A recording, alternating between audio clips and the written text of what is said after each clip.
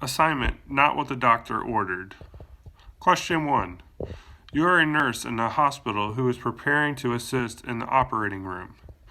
You observe the primary surgeon scrubbing for the surgery, and just before he enters the operating room, he stops to sign some papers. How would you approach the situation? I would say, Dr. Avery, I noticed you signed some papers without a sanitized pen. I think you should re-scrub in for the surgery to prevent from taking bacteria that may be harmful to the patient into the operating room. Question 2. You work for a tyrant of a doctor who has fired several nurses in your department. You just saw him make an error that may endanger the patient, but you are afraid to speak up.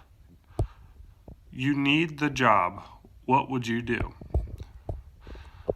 Depending on the situation, I would do one of two things. First, if it was during surgery, I would be obligated to say something right then and there so that he could fix the error. If it wasn't in surgery, I would go to the chief of surgery and let him know what the doctor did. I would explain why I was uncomfortable confronting the doctor since he was firing so many nurses recently in that department. Question 3.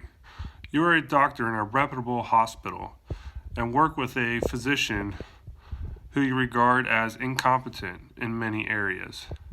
Do you speak to the doctor directly or opt to speak to your boss?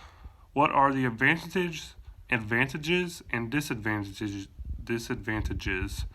of each approach?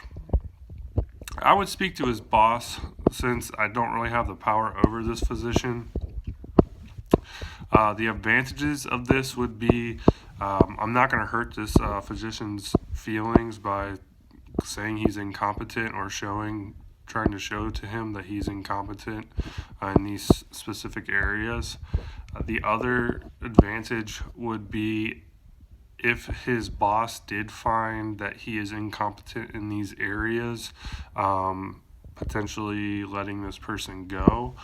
The disadvantage would be he could see me as a backstabber, and that I didn't try to have him fix the problems that I saw and went over his head.